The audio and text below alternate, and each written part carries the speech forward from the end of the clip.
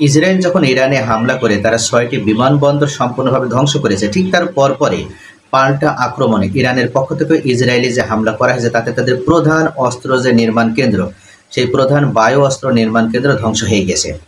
ইতিমধ্যে যুক্তরাষ্ট্রের বিমান হামলায় ইরানের ৩টি পারমাণবিক কেন্দ্র ক্ষতিগ্রস্ত হওয়ার পর মনে করা হচ্ছিল যে হয়তো যুদ্ধবিরতি হবে, কিন্তু এর পরপরে অপারেশন টুরু প্রমেস্থিরের অংশ হিসেবে ২০তম ধাপে শেষ পর্যন্ত ইসরায়েলের অভ্যন্তরে ইরানের পক্ষ থেকে যে হামলা করা হয়েছে তাতে তারা এই সফলতা লাভ করতে সক্ষম হয়েছে।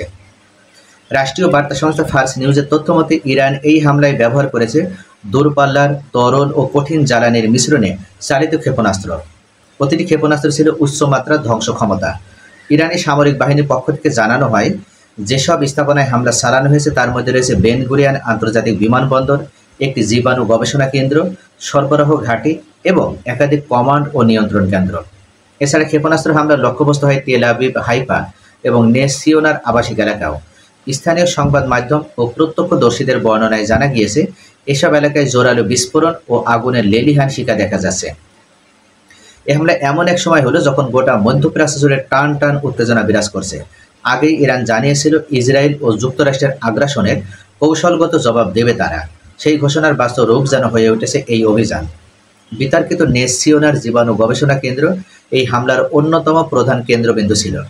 বহুদিন ধরেও গোপন গবেষণার অভিযোগে আলোচিত প্রতিষ্ঠানটি এবার সরাসরি ইরানের ক্ষেপণাস্ত্র হামলার শিকার হয়েছে।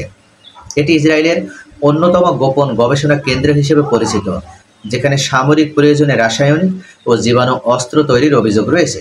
নেস সিওনা পরিচালিত হয় সরাসরি ইসরায়েলি প্রধানমন্ত্রীর কার্যালয়ের তত্ত্বাবধানে। ২০২১ সাল থেকে এর পরিচালকের দায়িত্বে আছেন শমুয়েল ইয়েৎজহাকি। গবেষণাগারটিতে শত শত পিএইচডি ডিগ্রিধারী বিজ্ঞানী কাজ করছেন, যাদের অধিকাংশ প্রকল্পই গোপনীয় এবং সামরিক উদ্দেশ্য সম্পন্ন। ডাচ সাংবাদিক কারেল নিভ জানান, নেস সিওনার গবেষণা নার্ভ গ্যাস, পক্ষপাত সৃষ্টিকারী রাসায়নিক উপাদান, ভাইরাস ও ব্যাকটেরিয়ার উপরে পরীক্ষা চালানো হয়। যদিও প্রতিষ্ঠানটি এসব গবেষণাকে প্রতিরক্ষা এবং সামরিক প্রয়োজনে বলে দাবি করে থাকে। ইরান বলেছে এই হামলা ছিল অত্যাচারী শক্তির বিরুদ্ধে নিপীড়িত জাতির ন্যায্য হিসাব বা ন্যায্য জবাব। মূলত তাদের যে প্রধান এই জীবাণু গবেষণা কেন্দ্র ছিল, এটা নিয়ে অত্যন্ত বিতর্ক তৈরি হয়েছিল ইতিমধ্যেই।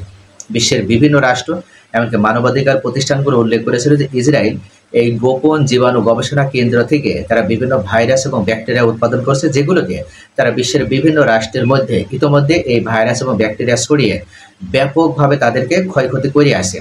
এমনকি তারা ভবিষ্যতে তাদের শত্রু যে রাষ্ট্রগুলো বা শত্রু যে প্রতিষ্ঠান তাদের ভিতরে বিভিন্ন ধরনের মহামারী বা ভাইরাস সংক্রমণ ছড়িয়ে দেওয়ার জন্য তারা এই গবেষণাগারটি ব্যবহার করে।